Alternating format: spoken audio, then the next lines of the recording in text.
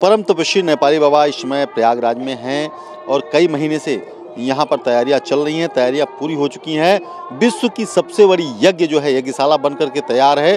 प्रयागराज कुंभ में अगर आप देखने जाएंगे तो सबसे बड़ी यज्ञशाला है जो कि 66 एकड़ में फैली हुई है। उसकी संरचना चल रही है, जहाँ पे 11,000 से ज़्यादा शिवलिंग स्थापित किए जाएंगे और 108 हवन कुंड होगा। 24 घंटे हवन चलेंगे और राम नाम का संकीर्तन हो रहा है। गुरुदेव मेरे साथ में, उनसे बातचीत करना चाहूँगा।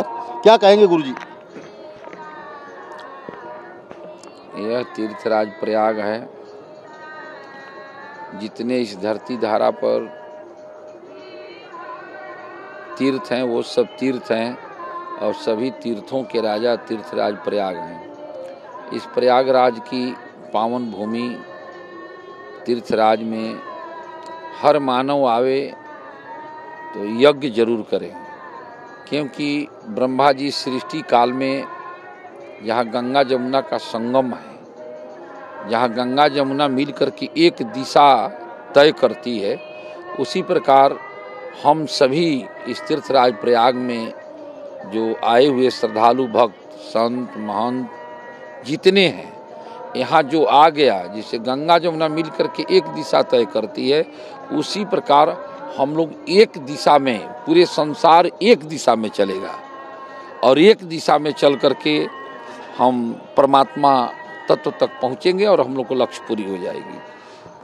जैसा कि कहा गया कि माघ मकर गत की रति हुई, तीर्थ पति आवहीं सब कोई। माघ का महीना चल रहा है, प्रयाग में महाकुंभ चल रहा है, जो कि 144 साल के बाद यह आया हुआ है। दिव्य और भव्य है। करोड़ों की संख्या में श्रद्धालु पहुंच रहे हैं। गुरुदेव देखो, लोग कहते हैं 144 वर्ष, 144 वर्ष नहीं, यह 318 वर्ष पर जिस मुहूर्त में, जिस राशि पर एक कुंभ लग रहा है, ये तो कुंभ तो लगता है 12 वर्ष पर ही, लेकिन जिस मुहूर्त में लगा है यह 318 वर्ष पर है। और जो प्राणी, जो मानव शरीर पाया है, यानी धरती धारा पर है, तो इस प्रयाग में नहीं आया तो उसको मानव माना ही न जाए। और जो मानव आकर के यहाँ हवन जग जप नहीं किया तो उसको मानव न माना जाए, क्योंकि यही एक पावन भूमि है जहाँ 4 प्रकार की इस जीव मात्र के कल्याण के लिए फल की प्राप्ति होती है: अर्थ, धर्म, काम और मोक्ष। इस मृतलोक में एक ही स्थान है जहाँ पर सूरज मकर पर आते हैं, और वो माघ महीना में। माघ मकर रवि जब होई, तीर्थ पति आवा सब कोई। और यहाँ आने का फल यही होता है कि सकल पदार्थ भरा भंडारू, पूरे प्रदेश देश से अति चारू। चारू माने 4, जो आ गया उसको 4 चीज मिलेगा: अर्थ, धर्म, काम और मोक्ष। अब इसे मनुष्य का कोई विशेष वस्तु की आवश्यकता नहीं है। हम चाहेंगे कि जो मानव अभी तक नहीं आया वह तत्काल अपने सांसारिक व्याथा को त्याग करके, जो अर्थ के लिए भटकता है, इधर उधर भटकता है, वह प्रयाग में आवें। और मैं जिम्मेवारी के साथ कहता हूँ उसकी अर्थ की संकट दूर हो जाएगी। जिसको धर्म की आवश्यकता है वो प्रयाग में आवें, धर्म की जो सत्ता है उनको प्रभावित करेगा। काम है, मोक्ष है, यह सब तीर्थराज प्रयाग उसको देंगे। मैं सबको सादर आमंत्रित करते हुए यही सब लोगों को संदेश दे रहा हूँ कि सब लोग तीर्थराज प्रयाग में। विश्व की सबसे बड़ी यज्ञ और 1 लाख से ज़्यादा लोगों को खाने का प्रबंधन चल रहा है आपके यहाँ। देखिए, इसमें यह तो हमारी पुरानी प्रथा है। जिससे राम जी के प्राण प्रतिष्ठा हो रहा था, उसमें बहुत से लोग रोक टोक करने लगे, लेकिन नहीं, हमारे जो अभी हमारे उत्तर प्रदेश का जो मुख्यमंत्री आदित्यनाथ जोगी जी हैं, वह भगवान के रूप में है। और उस जग में आकर के अयोध्या में लाखों आदमी का भोजन मैं ही नहीं कराया, वो तो परमात्मा की कृपा से ही सब लोग भोजन किए। यहाँ भी अभी 1 लाख आदमी नेपाल से आ रहे हैं, तो 1 लाख वहाँ से आ रहे हैं, तो हम मान रहे हैं 1.5 लाख आ रहे हैं, क्योंकि सब लोगों को इच्छा है कि हम प्रयाग में चलें। लेकिन सबकी तैयारियां मैं कर रहा हूँ। शासन प्रशासन भी सहयोग कर रही है, जैसा चाहिए कर रही है। और मैं पूर्ण रूप से समर्पित हूँ कि प्रतिदिन मैं 1.5 लाख आदमी को भोजन कराऊंगा और 1100 दंपति हवन करेंगे, उसमें कम बेसी हो सकते हैं, लेकिन जो 1008 नरबेश्वर शिव जो मंगा रहे हैं शिवलिंग, वह 9 दिन 9 रात अभिषेक के साथ सीताराम नाम का जप होगा। इसमें सभी प्राणियों को मैं सादर आमंत्रित करता हूँ कि आकर के इस जग भगवान को दर्शन करें, नाम जप भगवान का दर्शन करें, अपने जीवन को कल्याण करें। कहा गया कि भरद्वाज मुनि वशहि प्रयागा, भरद्वाज मुनि यहाँ पे थे। थोड़ा सा मैं विस्तार में आपसे चर्चा करना चाहूँगा कि भरद्वाज मुनि यहाँ पे थे। भगवान राम अयोध्या से आते समय, वनगमन के समय भगवान महर्षि से मिले और उनका शिव का रूप भी महर्षि ने धारण किया। तो क्या कहेंगे, थोड़ी सी संक्षिप्त में बताएं।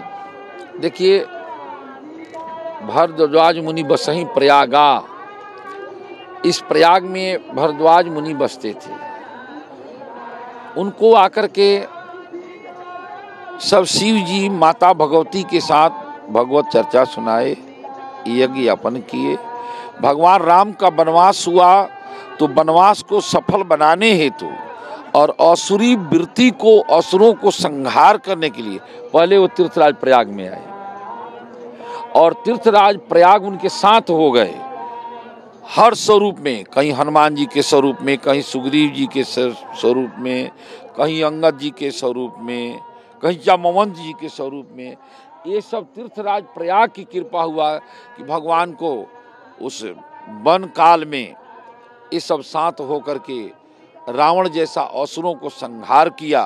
फिर भगवान पलटे तो माता भगवती के साथ फिर प्रयाग में आए। माता भगवती से कहे हैं कि तीरथ पति पुनि देख प्रयागा, निरखत जननी कोटि अगभागा।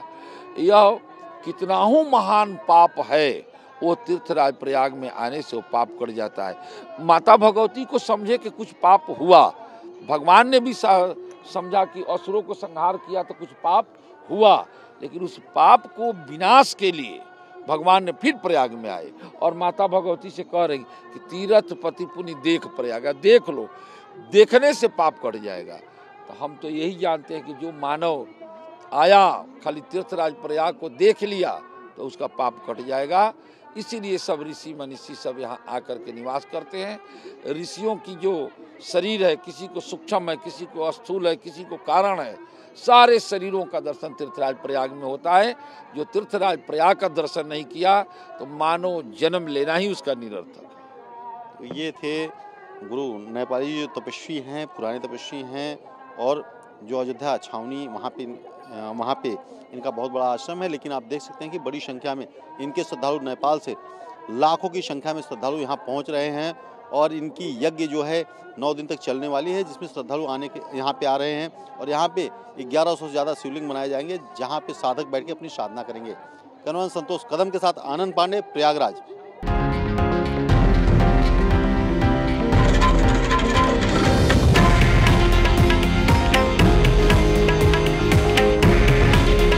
हे आहे देशातील नंबर 1 न्यूज नेटवर्क आणि आपण पाहत आहात TV9 मराठी। काळजी तुमची, हित महाराष्ट्राचं।